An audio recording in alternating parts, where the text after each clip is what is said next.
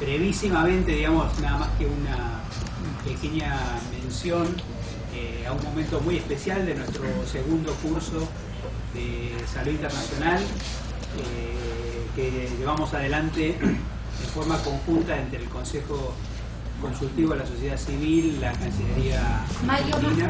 No sonido. No, Está sin sonido, Mario. Está sin sonido, pero no está funcionando. Voy a hablar un poquito más fuerte. Salto. Alto no puedo.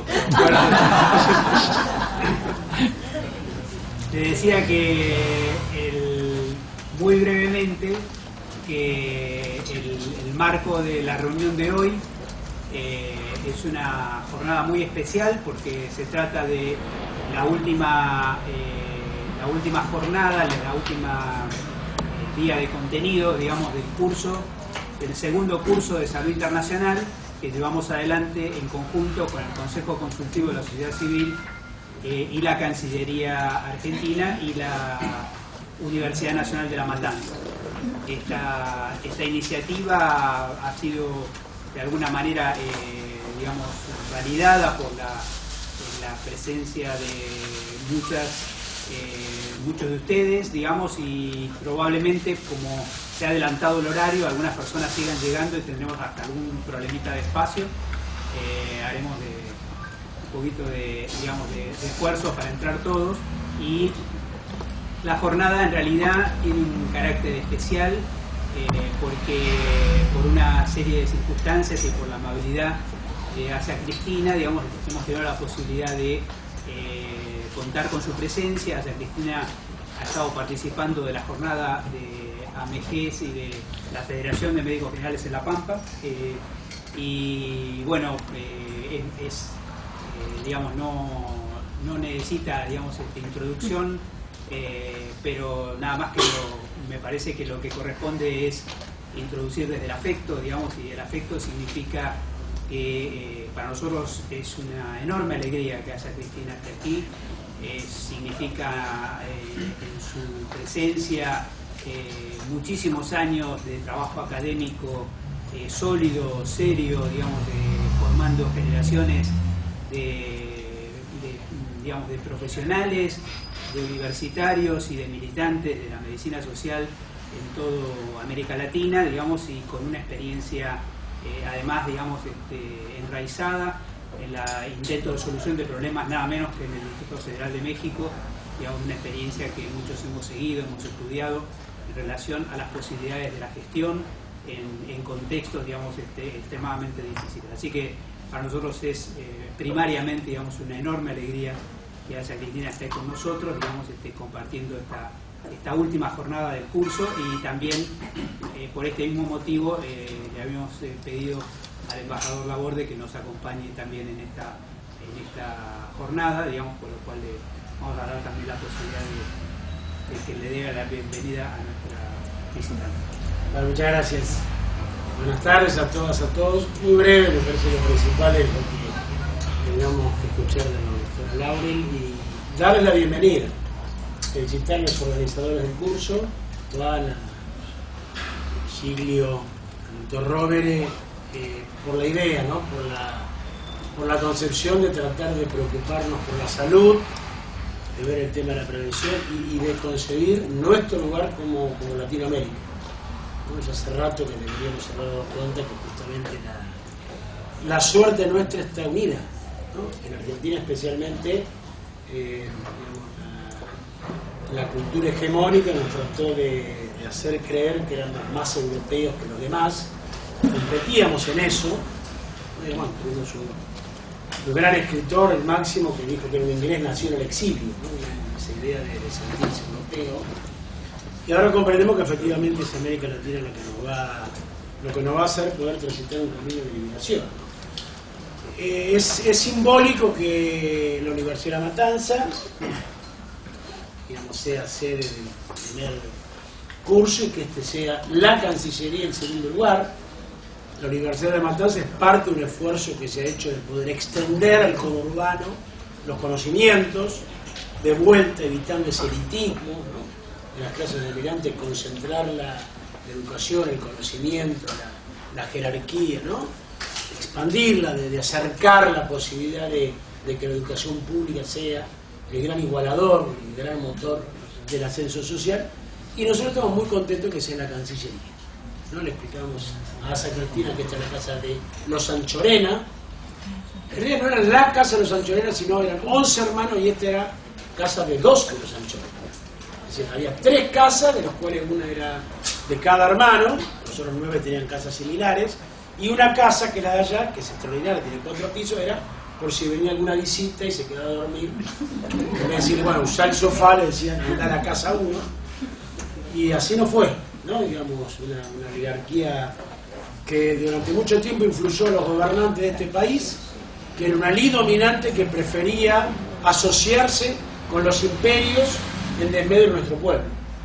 Eso era nuestra historia, ¿no? Y eso cambió y se está modificando.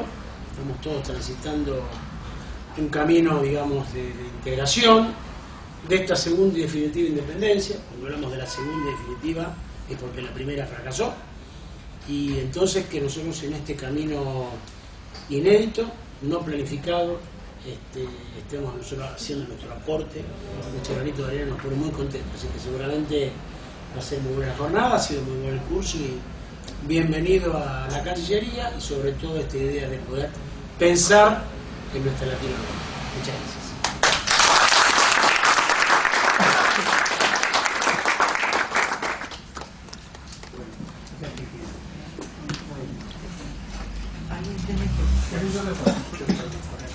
Buenas tardes, todas y todos.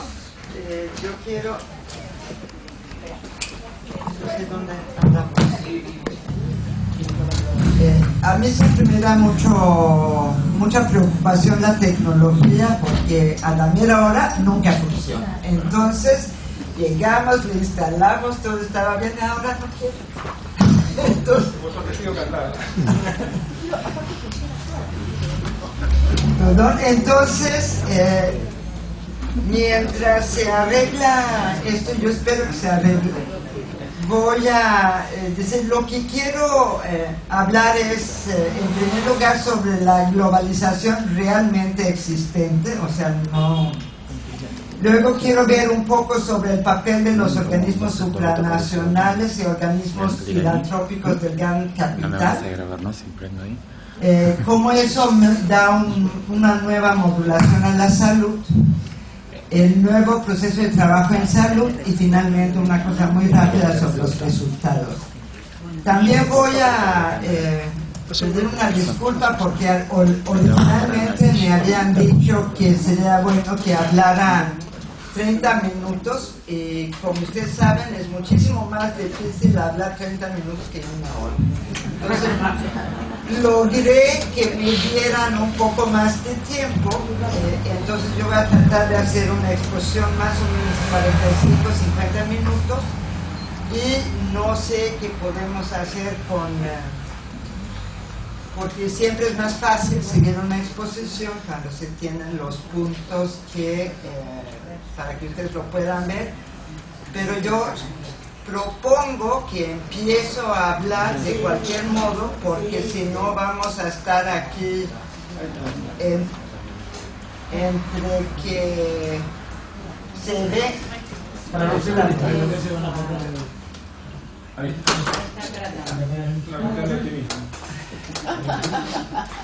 Bueno, entonces vamos, ahora sí tenemos aquí los puntos.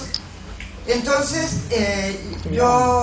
bueno, ustedes todos entienden por qué lo llamo la globalización realmente existente, porque estoy haciendo referencia no a lo que es la globalización como lo presentan los que les parece una muy buena idea, porque tienen grandes ganancias de ella. Entonces, la visión dominante es que es un mundo sin barreras, con libertades y democracia, con un entrelazamiento creativo entre lo local y lo global, donde hay competencia e igualdad de oportunidades para todos, y donde lo que en primer lugar se reconoce es el mérito y se da un gran premio a eso. Yo diría que es un nuevo orden social donde el mercado es el principal organizador de la sociedad, y eso tiene una serie de muy profundas implicaciones, o sea, que es el mercado que es lo que da orden a todo lo demás. Y uno de los elementos que a lo que ha llevado eso es la expoliación social, laboral y desde luego de la naturaleza. Tal vez el tema de la naturaleza es uno de los temas más importantes, sin embargo yo no voy a hablar mucho sobre eso. Y donde el papel del capital financiero y las corporaciones transnacionales es lo que domina todo el escenario. Los fundamentos de esta globalización tenemos que es el predominio de lo económico, el mercado y la libre competencia. Como ustedes saben, eso es lo que está en el fondo de la economía neoclásica, también reconocido como el proyecto neoliberal, y donde hay libre flujo de capital y mercancías menos la fuerza de trabajo, lo que nosotros en México estamos muy conscientes de ello, porque uno de los temas muy importantes que hay para mi país es justamente todo lo que es el flujo de migrantes hacia los Estados Unidos en condiciones muy terribles, y desafortunadamente hay una situación de desaparición masiva de los migrantes en México. Y eso durante el primer gobierno de la derecha, que fue el gobierno de Fox, él dijo, bueno, pues no importa, porque si no tenemos trabajo aquí, podemos ir a los Estados Unidos.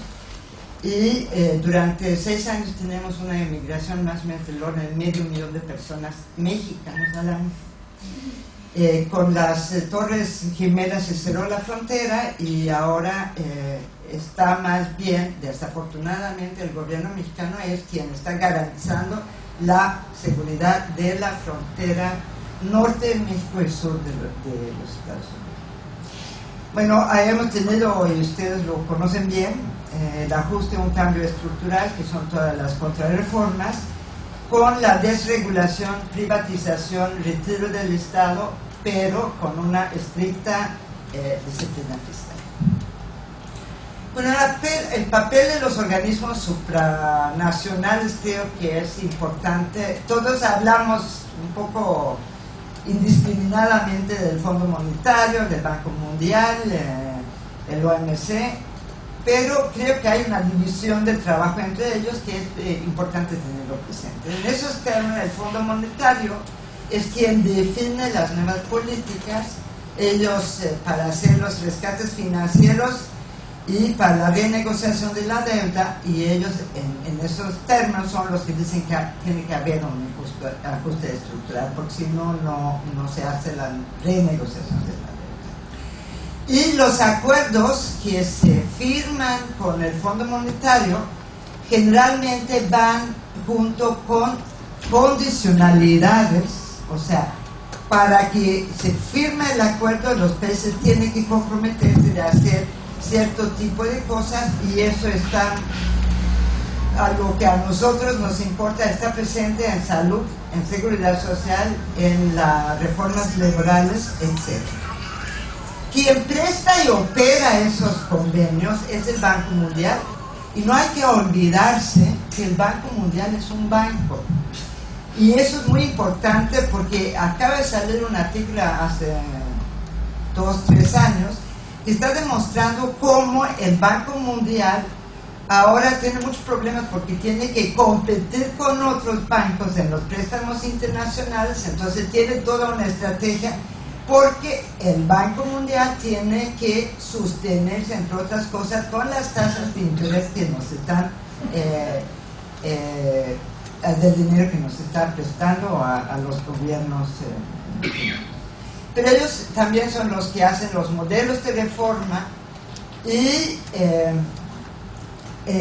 están definiendo qué es que debe hacer el Estado que son los bienes públicos, que redefinieron. Antes nosotros pensábamos que los bienes públicos eran algo así como lo que hace el Estado, pero en la definición del Banco Mundial, los bienes públicos son aquellos que no interesa a los privados o alternativamente que tenga grandes externalidades, que se entiende que es aquellas acciones que aunque van dirigidas a los individuos tienen impacto sobre la colectividad.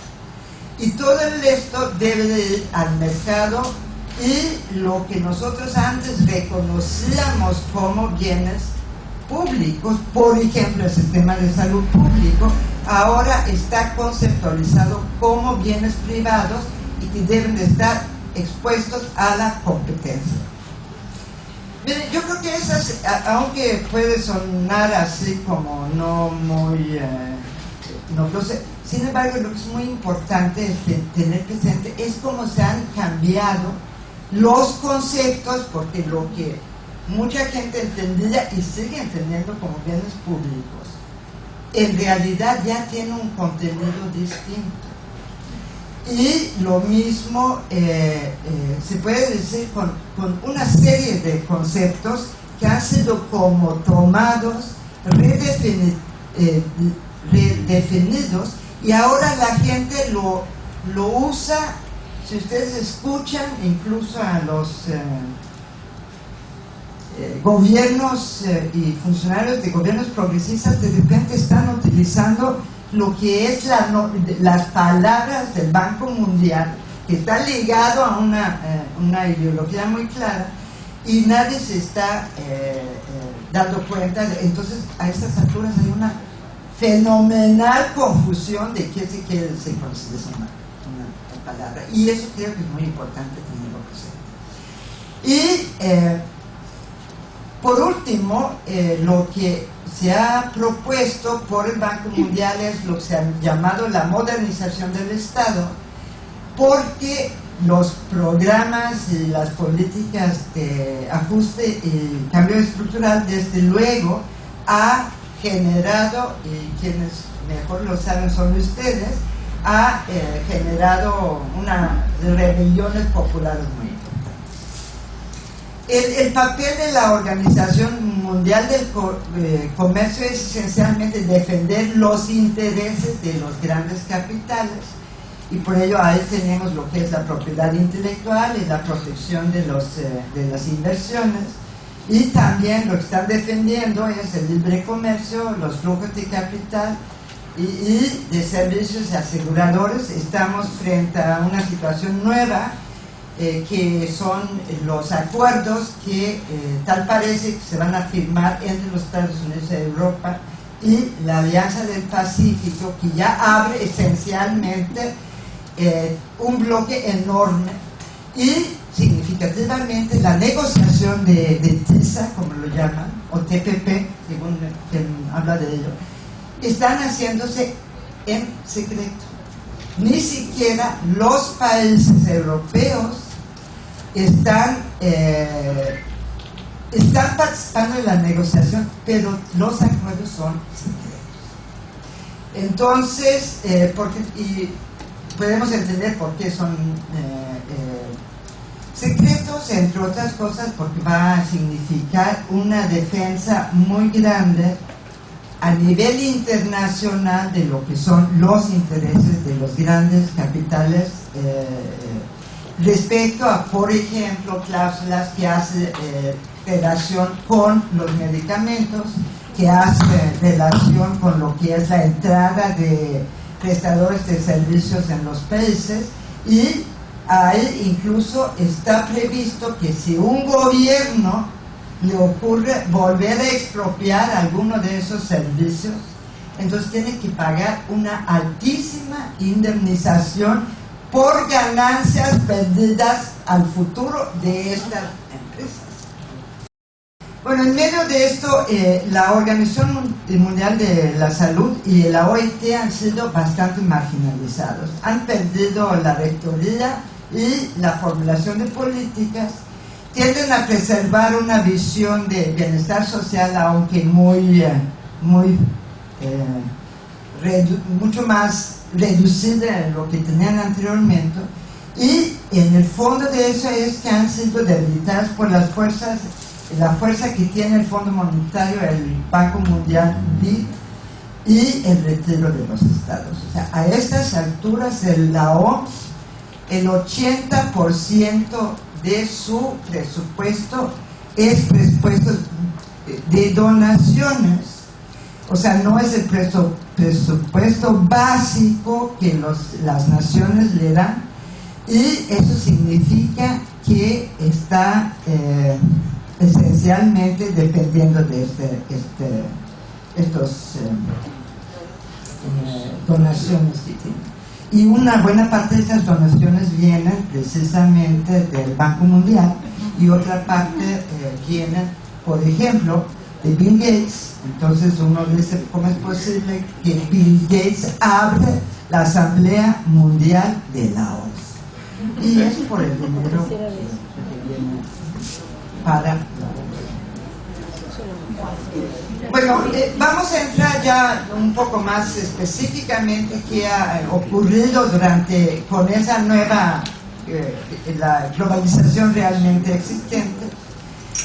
Tenemos primero, yo creo que es muy importante entender que el tema del Estado es muy importante para entender cómo se han cambiado lo que son las políticas, y en particular la política de salud. Entonces, inicialmente lo que se propuso era que el Estado debería de ser un Estado mínimo, o sea, debería ser un Estado que solamente garantizaba el orden, los militares y la policía, y que además garantizaba lo que es o sea, digamos, es casi una caricatura lo que estoy diciendo, pero la propiedad privada, y por lo demás debería de retirarse. Y esa propuesta vino precisamente de los organismos supranacionales, aunque había sido probado en Chile con el golpe de Pinochet. Entonces aquí tenemos precisamente esa nueva definición de los bienes públicos y los bienes privados, que en salud se entiende como todo lo que tiene que ver con la atención a la persona. O sea, son los servicios que van dirigidos a la persona. Esos son, en esa concepción, son los bienes privados. Y también introducen un concepto que también tiene esa ambigüedad de todos sus conceptos, que es el concepto de los servicios esenciales. Porque esencial suena como todo lo que se necesita, pero en realidad eso de esencial es lo mínimo, minimísimo, para que no haya una catástrofe. Entonces tenemos medicamentos esenciales, tenemos servicios de salud esenciales, tenemos y frente a el otro concepto es los servicios discrecionales, que son precisamente los bienes privados que están en manos de la iniciativa. Hacen una separación que es crucial entre lo que es la regulación, el financiamiento y la prestación de los servicios. ¿Por qué es muy importante esa separación entre la regulación, financiamiento, compra del servicio y prestación? Porque eso es la manera como se puede introducir el mercado. Porque si es una misma instancia que regula, financia, presta los servicios, ahí no hay espacio para el mercado, para así decirlo. Entonces ese es uno de los planteamientos básicos que están haciendo. Y como dije, el Estado debe estar a cargo de los bienes públicos, los de grandes externalidades y los servicios esenciales para los pobres. O sea, esos son los programas verticales focalizados que hemos tenido y seguimos teniendo en nuestros países. También lo que proponen es que hay que pasar del financiamiento a la oferta, o sea, no se va ahora a financiar las instituciones públicas que están prestando los servicios, sino debe de haber un financiamiento a la demanda que es a partir de los seguros o los vales o vouchers o lo que quieran llamar. Y lo que alegan es que hay que eficientar los servicios y eso debe hacerse a través de la competencia y el mercado. Eso es una premisa, porque si uno revisa, si hay alguna evidencia que diga que se hace más eficientes los servicios en competencia y a través del mercado, no hay en absoluto ninguna evidencia de eso.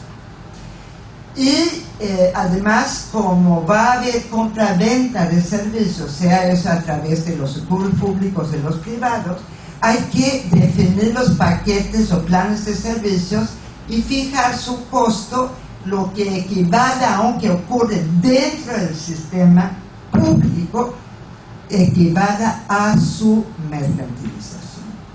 Entonces, lo que luego se ha pasado, dicen es que hay que universalizar, fíjense de nuevo cómo eso son palabras que van cambiando de su contenido, un paquete básico que es costo efectivo con un techo presupuestal bajo y además rígido, o sea, no se puede romper ese techo. Entonces, esa primera reforma neoliberal, que es, vamos a decir, lo que está en invertir en salud del Banco Mundial de 1993, pasamos de una lógica de necesidades en salud a una lógica de mercado. Y eso significa que se abren nuevos ámbitos de ganancias privadas, se rearticula el sistema de salud bajo esa lógica mercantil, que ya no es una lógica que tiene que ver con las necesidades de salud, desarticula los servicios públicos, como ya se está dando el subsidio a la demanda y no se está dando los recursos al sistema público. Y con ello también hay un debilitamiento muy importante de la salud pública y la salud colectiva, con una desarticulación del tejido institucional público, porque en el momento cuando las instituciones públicas y privadas se hacen autónomas en el sector público, compiten entre sí, en ese momento todo lo que es la idea misma de la salud pública, la salud colectiva, se paraleliza. O sea, lo que están haciendo, en pocas palabras, es generar el sistema más ineficiente del mundo, que son los servicios de salud en los Estados Unidos, que tienen por una parte todo lo que es prestación de servicios y por otra parte tienen una estructura paralela de lo que es salud pública. Y eso, bueno, pues yo creo que lo del ébola está muy claro en ese sentido. Lo mal que le fue a los Estados Unidos, que tuvieron que hacer un SAR del ébola para tratar de ensamblar todo ese asunto. Bueno, con ello también, desde luego, que se reduce la responsabilidad del Estado muy importantemente, y en ese trance también se redefine lo que se entiende por universalidad y lo que se entiende por equidad. ¿Por qué universalidad?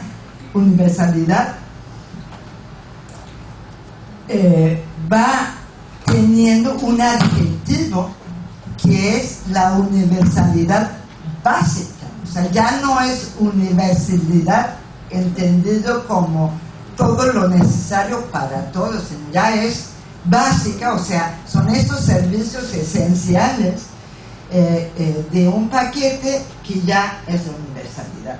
Y la equidad también cambia, yo diría más, la palabrita equidad surge con todo este pensamiento, porque antes hablábamos de igualdad, desigualdad, y luego empezó introdujeron esto de la equidad.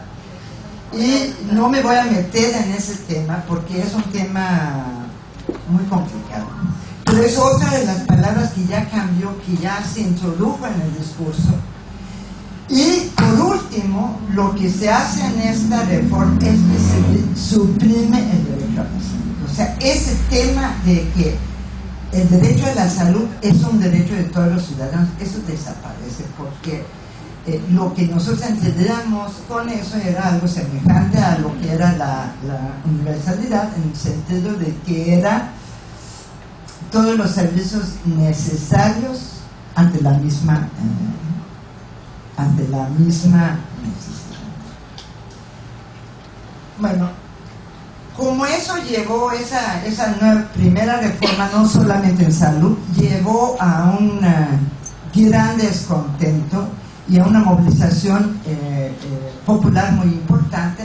Entonces se hizo algo que se llama la segunda reforma o modernización del Estado.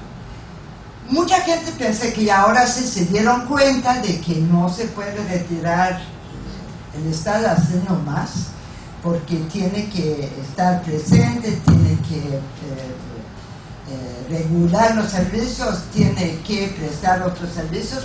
Pero si uno revisa cuáles son las características que debe de tener este Estado modernizado, entonces debe estar descentralizado, debe guiarse por una misión, debe orientarse por resultados y evaluar estos resultados, debe tener una orientación empresarial hacia el mercado, debe de promover la libre competencia e impedir la competencia desleal del Estado, debe de mantener la flexibilidad del trabajo, debe servir al cliente, debe de catalizar el diálogo social en el sentido de poner todos en la mesa, pero sin el peso entre uno u otro de los actores, mantener el equilibrio fiscal y en muchos casos debe de, dicen, hay que introducir lo que es la nueva gerencia pública. Y como ustedes ven, eso no es el regreso del Estado, ni mucho menos, sino es un Estado que tiene un poco más de injerencia, pero para garantizar lo que es ese modelo económico y social. Incluso pasa a hablar de la protección social, a la gerencia de los riesgos sociales, ya no quieren hablar de la pobreza, sino de la vulnerabilidad. Como ustedes ven, todas esas palabras seguramente que lo han leído 1001 veces, y además cómo se han ido infiltrando en el discurso incluso de lo que puede ser en un momento dado las fuerzas progresistas de izquierda. Lo que está en ese momento podemos decir que hay toda una ofensiva para hacer una segunda reforma de salud, que es el aseguramiento universal en salud, o sea, Universal Health Coverage. Y si ustedes ven, ahí está, desde el Banco Mundial hasta el Foro de Davos, pasando por Lancet, pasando por prácticamente todos los organismos internacionales, están diciendo ahora sí vamos a tener Universal Health Coverage, cobertura universal en salud.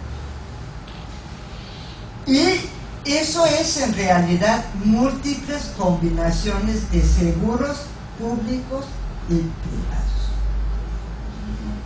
Y yo diría que la razón por la cual quieren tener seguros, se están yendo por el lado de los seguros, es porque ellos crean con ello un espacio para el mercado y la competencia.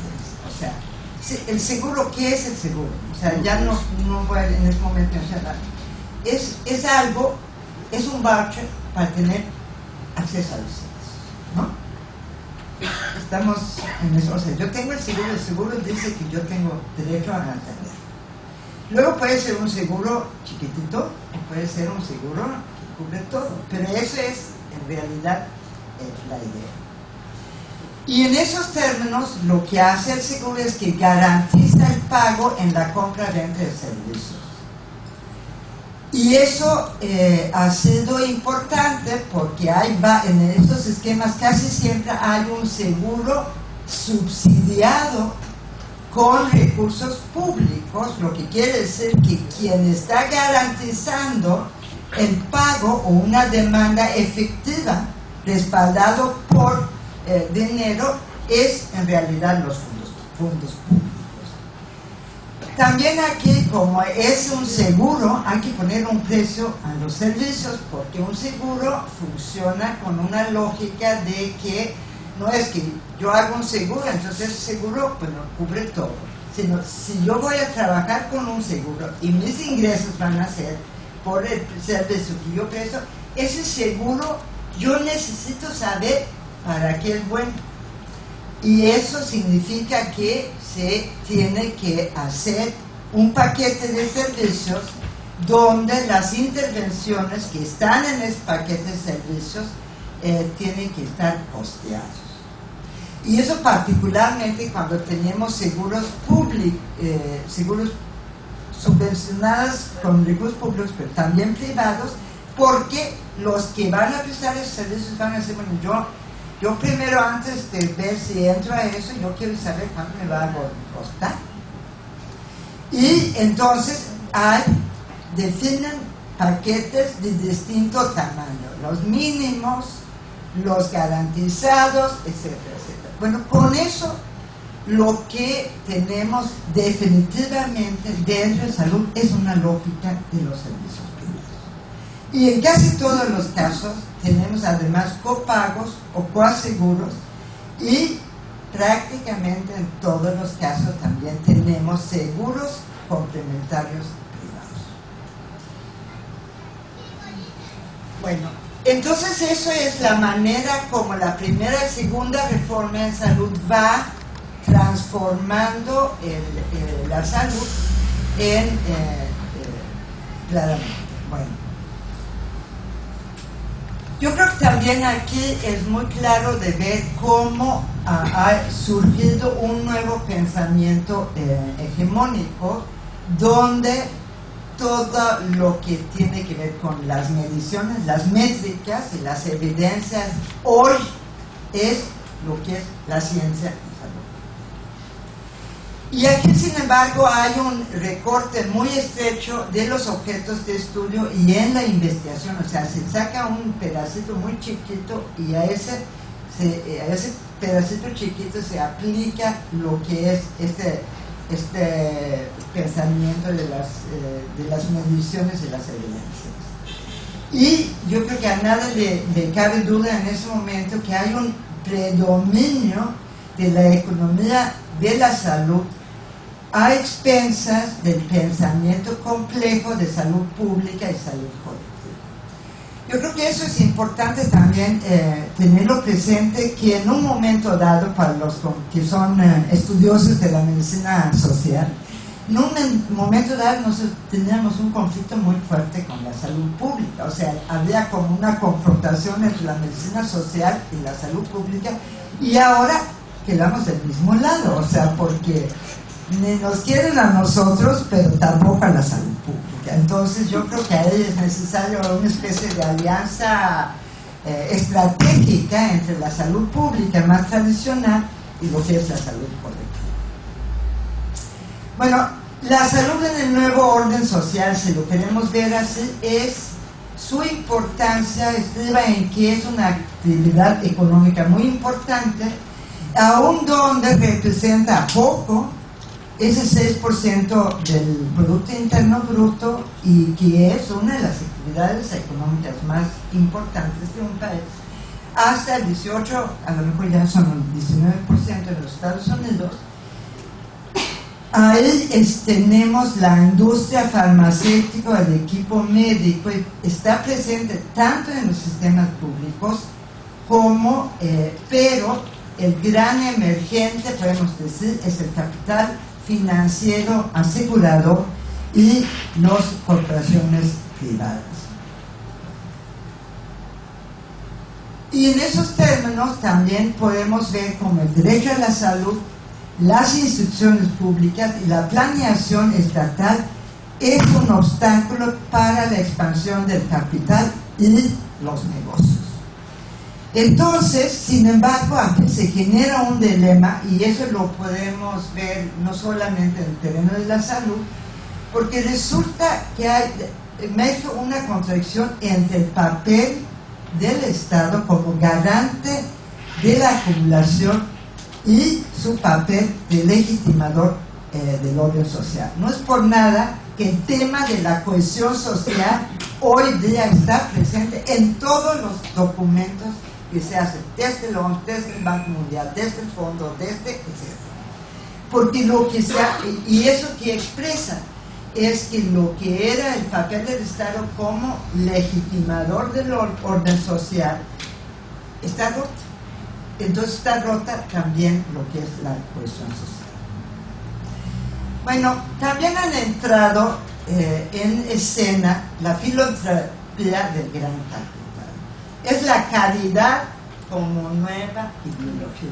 O sea, vamos para atrás en todo el esquema del libre mercado, o sea, vamos 2 siglos para atrás, pero de repente también la caridad ya es una nueva ideología. Y ahí tenemos que enfatiza, o sea, que ayuda y apoya esa nueva concepción. Enfatiza la ineficiencia de la acción pública, condiciona la recepción de los recursos, en el sentido que imponen a las prioridades de las poblaciones objetivo, o sea, el Fondo Global es un buen ejemplo de eso, que es paludismo, VIH y tuberculosis.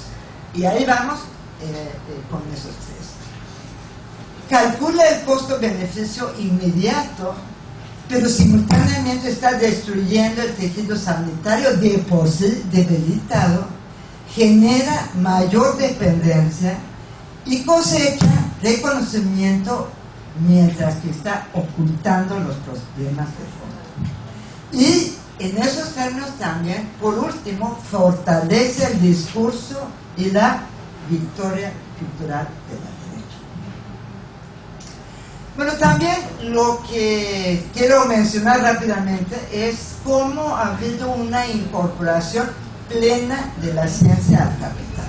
Eso ha estado presente desde hace mucho, pero ahora lo que estamos viendo en términos de desarrollo técnico-científico es que ha habido un debilitamiento muy importante de la investigación en las instituciones públicas. Yo estoy hablando desde luego ahora sobre los países donde tenemos este modelo. Y se hace investigación por contrato con el sector. O sea que se ha retirado muchos de los recursos de la investigación en la universidad pública y se le ha obligado a la institución, a las universidades públicas, a traer dinero a la universidad a través de firma de contrato con el sector privado. Eso desde luego genera problemas muy fuertes de conflicto de interés en los reportes de resultados. O sea, hay una literatura grande sobre qué pasa cuando es la industria farmacéutica que está financiando la investigación. También tiene una serie de implicaciones para las patentes y la propiedad intelectual, y cada día hay más un desarrollo científico para generar la ganancia. Y eso quiere decir que hay una prioridad para los productos mercantilizables. Y en esos términos, pues gana claramente la salud individual frente a la salud pública, y además hay la creación de un imaginario social a través de la propaganda masiva, el cabildeo, para decir algo oscuro, y una presión social inducida. O sea, lo que quiero decir con eso, bueno, desde luego el cabildeo oscuro es que lo que tienen es un cabildeo con los congresos, con los del ejecutivo, pero también hacen cabildeo con los pacientes que están utilizando un determinado tipo de... Entonces hay una movilización aparentemente espontánea social porque quieren eso y nos están quitando nuestro medicamento. Bueno, tenemos aquí la industria farmacéutica de biotecnología. Yo no voy a meter mucho en eso, pero la epidemia en ese momento está visto como una oportunidad de negocio. Yo lo viví muy de cerca porque explotó todo el asunto de la influenza H1N1 en México, y yo hice un seguimiento muy de cerca de ello. Yo les puedo asegurar que eso fue una lanzada para usar las vacunas y para utilizar los medicamentos que iban a... Y en esos términos, bueno, hay unos daños colaterales muy graves en esa condición, porque lo que dijera la industria es que, bueno, nosotros vacunamos, pero no nos hacemos responsables de ningún efecto. Dijeron, nosotros metemos los medicamentos, y luego se hicieron, quien ha hecho un trabajo magnífico en eso es el British Medical Journal, que han tomado como su bandera prácticamente el tema de cómo debe reportarse los resultados de las investigaciones. Entonces tenemos como consigna prácticamente medicamentos, vacunas y biotecnología para todo y para todos. Tenemos la Big Pharma, que hay una fusión creciente. Ellos dicen que necesitan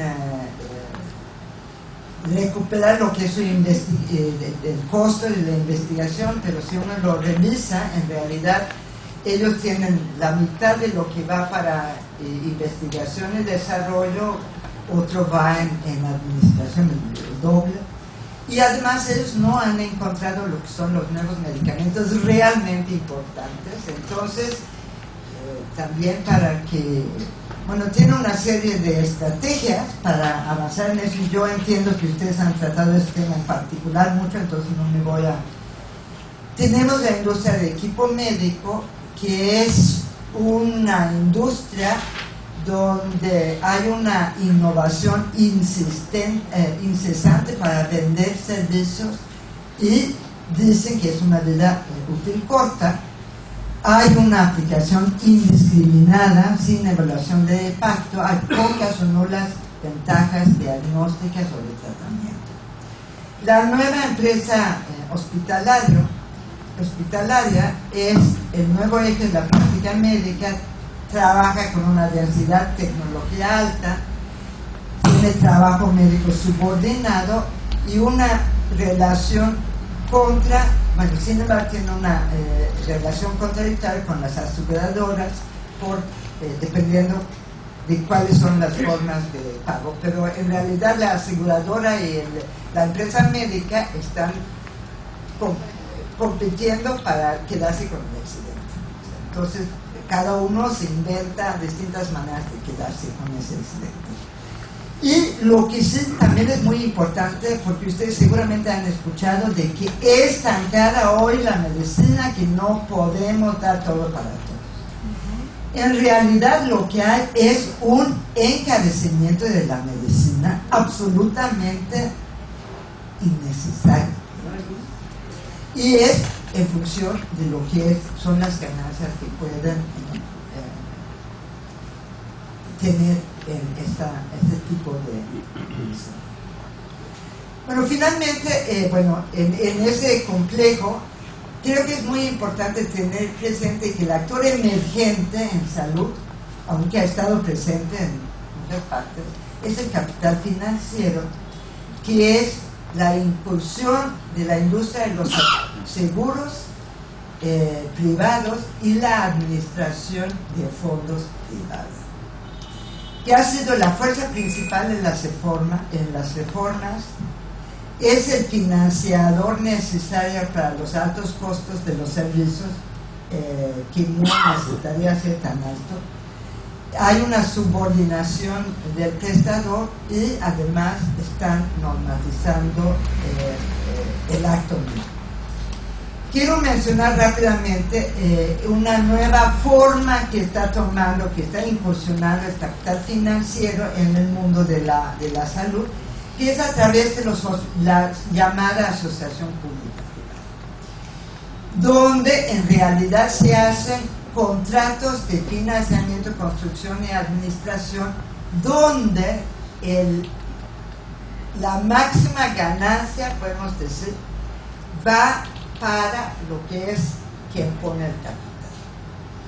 Y lo que hace es que una parte importante del gasto público va a ese financiador. Y nada más para que tengan una idea, en Inglaterra, y nosotros calculamos algo semejante en México, los hospitales APP, Asociación Público-Privada, o PFI, Private Finance Initiative, resultan se pagan a un costo 5 veces mayor de lo que es el costo de construcción equipada. Entonces, eso es el tamaño, digamos, de la ganancia. También es interesante constatar que hay un nuevo proceso de trabajo en salud en ese esquema, porque el propósito ahora no es garantizar la salud o curar, sino el propósito ahora es valorizar al capital financiero, y los medios para ello es el trabajo médico y la tecnología. En esos términos, los médicos o el personal de salud están enfrentando un dilema muy fuerte, que el criterio clínico en la curación tiene que enfrentarse con el criterio comercial o un criterio estrecho de costo-beneficio. Y eso está presente en muchas ocasiones en lo que son los protocolos de atención, porque dicen tantas horas de estos medicamentos, este tipo de pruebas, etc. Y además eso se está respaldando con el pago por el desempeño cuantitativo y a acciones individualizadas, y no con un criterio cualitativo. O sea, a nadie le interesa si son buenos los servicios, sino cuántos pacientes atendiste, cuántas cirugías hiciste, etc. Y desde luego eso tiene un impacto muy malo sobre la relación médico-paciente, y empieza a surgir paralelamente la mala práctica y la judicialización de la medicina. También hay una destrucción del equipo de trabajo, porque la colaboración está muy fuertemente cuestionada, y como se hace cada día más la tercerización del trabajo, entonces lo que ocurre es que este equipo de trabajo ya no tiene, vamos a decirlo así, no tiene espacio en ese modelo. Y finalmente hay una imposibilidad de la atención integrada. Cuando hay abandono de la salud pública, o ese es un sistema paralelo, cuando se centra en la persona enferma y que hay rupturas sucesivas en los procesos de atención. O sea, porque yo voy con un médico que me manda al segundo nivel, pero luego el segundo nivel me manda a otro lado. Entonces y eso se ve, yo creo que donde está más documentado en realidad es el caso colombiano. Ustedes además saben que ahí las tutelas o los amparos ya son de todos los días en contra todo. Entonces todo lo que puede ser, digamos, el equipo de trabajo, lo que puede ser una relación médico-paciente o médico-usuario racional, eso está destruido. Claro, aquí surge también otro negocio que son los abogados que se especializan en eso. Y yo les puedo decir que uno de los problemas que yo tenía cuando era secretaria de salud es que fuera de los hospitales nuestros estaban los abogados y decían, oye señora, le trataron bien, no le se obligaron a hacer eso. Entonces prácticamente los llevaban a hacer demandas contra. Bueno, ¿cuáles han sido los resultados globales de esa globalización? Yo diría que ha sido una derrota de valores y de una concepción del mundo. Y esos valores derrotados, que están renaciendo en todo nuestro continente, es la solidaridad, la igualdad y la justicia. Y hemos, sin embargo, tenido una victoria cultural de la derecha que es muy difícil de volverlo a echar para atrás. Porque, como ustedes saben, las cuestiones culturales son tardan una generación o varias generaciones para cambiar. Y el individualismo está en todo su esplendor. Ha habido una conquista de nuevos ámbitos de acumulación y de ganancias, donde el capital financiero es el actor emergente con planes de salud o seguros. Hay una expansión de la biotecnología, tecnología médica sin efectividad comprobada. Y hay una serie de contradicciones profundas en ese modelo, que es que incrementa costos sin mejorar la salud. Creo que es muy importante decir que el Banco Mundial hizo, como ellos financian la investigación que a ellos les interesa, hicieron un financiamiento de estudios y una revisión sistemática sobre las reformas neoliberales en salud. Claro que no lo llamaban así, pero eso era. Y la conclusión de eso, que estudiaron como 20 países, la conclusión es que no hay evidencia sistemática que se mejora la salud. Y entonces ellos concluyen diciendo algo muy interesante. Dicen, bueno, es que los seguros de salud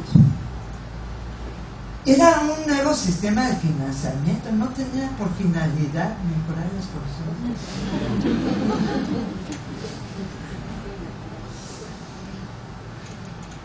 Bueno, entonces eso incrementa costos sin mejorar la salud. El modelo de atención está centrado en el individuo, que se destruye el tejido sanitario. Se está yendo de la seguridad social a la protección social básica, se destruye la naturaleza y se destruye la cohesión social, que provoca resistencia, y de ahí lo importante que estamos viviendo en América Latina en ese momento, con la llegada de los gobiernos progresistas, como los estados en transición, a partir de lo que es la rebelión y la reacción a este tipo de políticas. Por su atención, muchas gracias.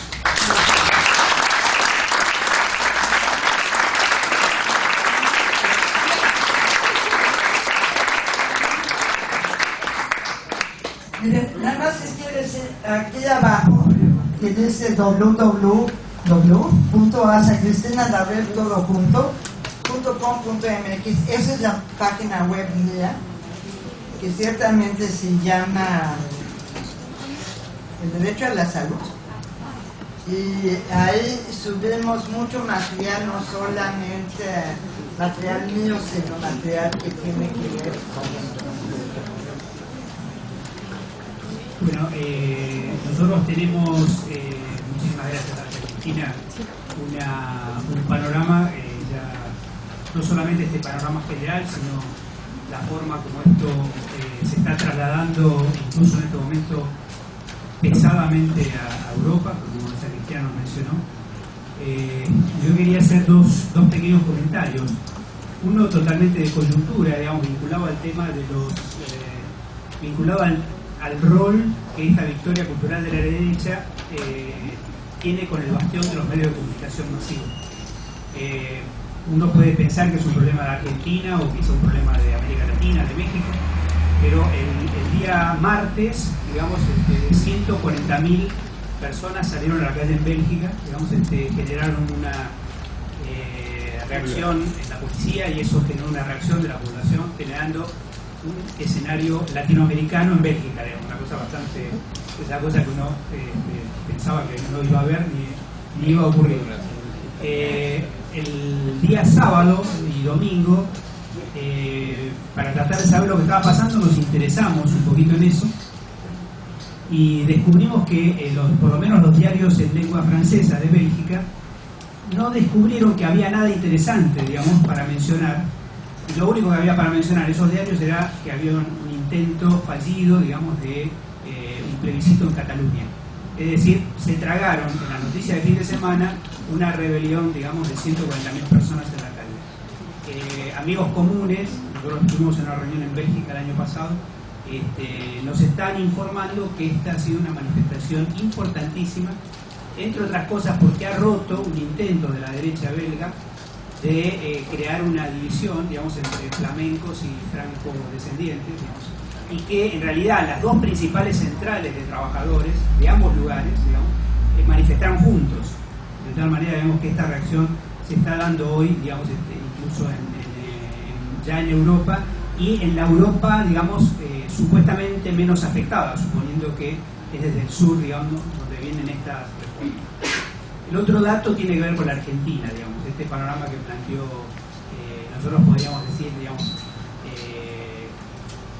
qué tremendo esto que planteó esa Argentina, menos mal que en Argentina nos gusta. Lamentablemente tenemos que desilusionar a los que piensen esto, digamos, primeramente porque, digamos, también ha sido una década ganada para el sector privado en la Argentina. Esto es un tema importante para tener en cuenta.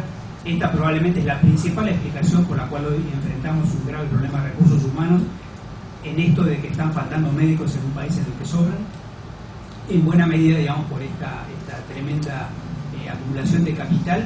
Ha habido políticas desde el principio de la crisis del 2001 explícitamente tendiendo a la protección y a la recuperación del sector privado en la primera fase, digamos, explícita, o sea, dicho incluso en reuniones internacionales. Y ahora enfrentamos un escenario nuevo, digamos, en un intento en los últimos años de recuperar la iniciativa del sector público, generando hospitales, y hospitales que no se pueden abrir porque no hay recursos humanos para poder abrir esos hospitales. O sea, hoy es más fácil, curiosamente, invertir en hacer hospitales que en dotarlos de personal. Y tenemos, como ya hemos mencionado aquí, lo volvemos a mencionar, pero aprovechamos que la presencia de Asa Cristina por un pequeño giro que nos generó un poquito de fastidio adicional. Nosotros tenemos un caballo de Troya, ya lo hemos mencionado, digamos, que se llama Plan Nacer, digamos que es un plan del Banco Mundial generado con estas características, tratando de construir, digamos, las condiciones para un futuro seguro público de salud. Pero hay un aspecto que yo, digamos, me animo, a pesar del corto tiempo, que ya tenemos los expositores de la segunda parte aquí en la sala con nosotros, me animo a pedirle una pequeña opinión a Asa Cristina, porque entre los avales que se presentaron a 10 años del Plan Nacer, uno de los avales es el apoyo de la Universidad de Harvard y muy particularmente el apoyo de Julio Frenk, digamos. Para quien no lo conoce, es más o menos como decir la política de derechos humanos fue avalada por Hitler, digamos. Pero yo quisiera pedirle a Asa Cristina de alguna manera si nos puede caracterizar a quién fue el secretario de salud de Fox, digamos, Bueno, con mucho gusto, y creo que probablemente soy una de las personas que mejor lo conoce, porque resulta que Julio Frenk fue el secretario, en México todos son secretarios, o sea, fue ministro de salud a nivel federal cuando yo era ministra de salud a nivel provincial, es decir, federal. Y él, junto con el doctor Londoño, hicieron ese modelo de aseguramiento en salud cuando ellos eran los asesores del Banco Mundial, o más bien el Banco Interamericano de Desarrollo, y él primero se aplicó en Colombia. Y como yo les dije, el tema de Colombia fue que ese plan terminó, o sea, ese sistema terminó quebrado. Pero cuando digo quebrado, es quebrado, o sea, no es moralmente quebrado o financieramente quebrado. Tienen unas enormes deudas con el sector privado, pero sobre todo con el sector público, que fue uno de los temas para quebrar el sector público.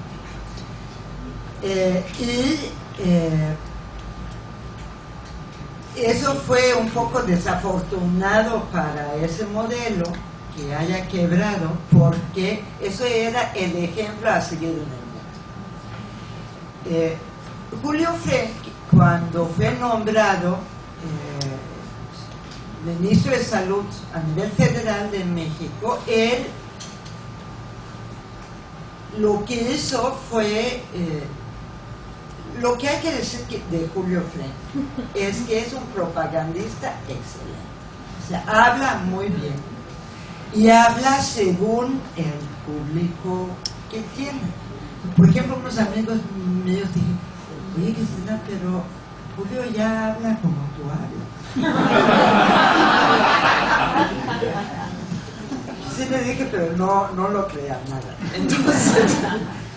Entonces él hizo el Seguro Popular en México, que así decimos que ni es seguro ni es popular, pero de cualquier modo lo instaló. Y es un seguro que tiene un paquete muy pequeño de servicios. O sea, de alto costo están incluidos el cáncer de mama, el cáncer uterino, y para que se vea que hay enfoque de género, también el cáncer prostático, y ya. Entonces, y por ejemplo, el infarto del corazón, atienden a los que están por debajo de 45 años. Y para que tengan una idea más clara, entonces el Seguro Popular ofrece el 16% de los servicios que ofrece la Seguridad Social Pública Mexicana. Entonces, además dicen que es de cobertura universal. El 20% de la población no tiene ninguna cobertura de seguridad. Y eso los propios estudios de la propia Secretaría de Salud lo demuestran. Y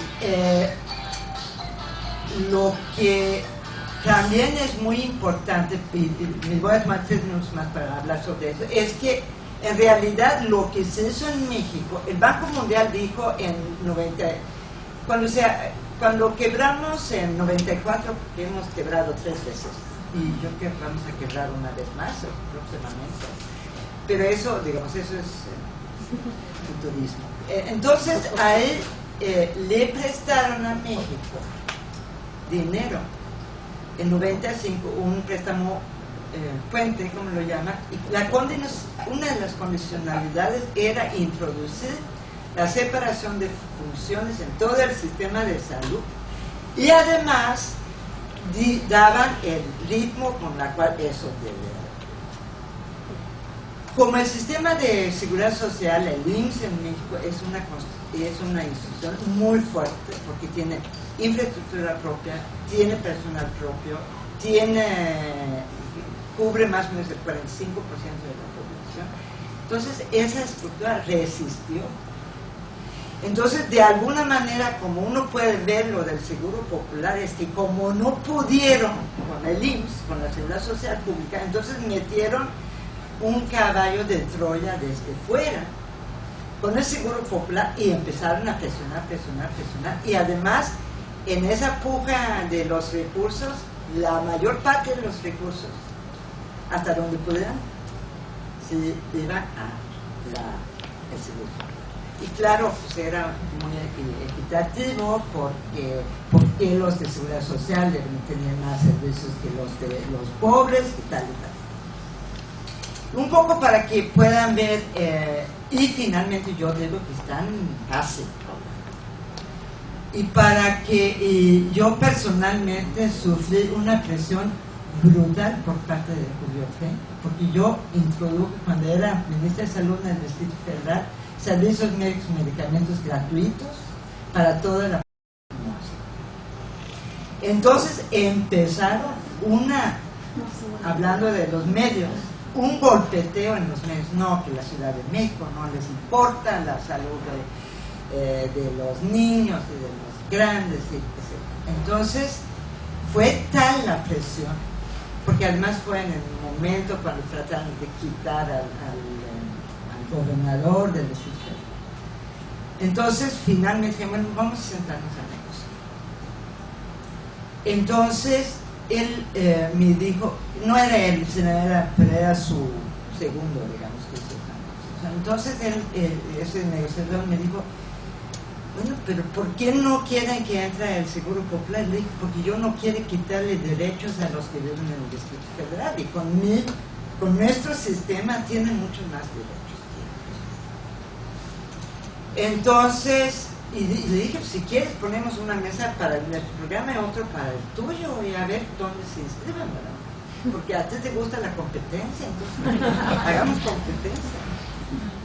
Entonces dijo que no, que de ninguna manera. Entonces me dijo, bueno, entonces yo te propongo lo siguiente, que tú me das el dinero que me corresponde por el Seguro Popular. Y estoy hablando de él y yo, pero en realidad claro que es una negociación institucional.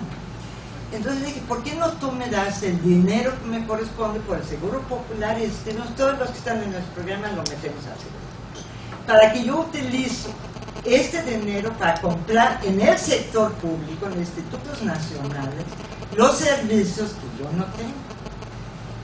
Y se puso furioso y dijo, ¿cómo crees que yo voy a participar en el incremento de la inequidad entre el Distrito Federal y el resto del país? Entonces creo que eso más o menos lo caracteriza.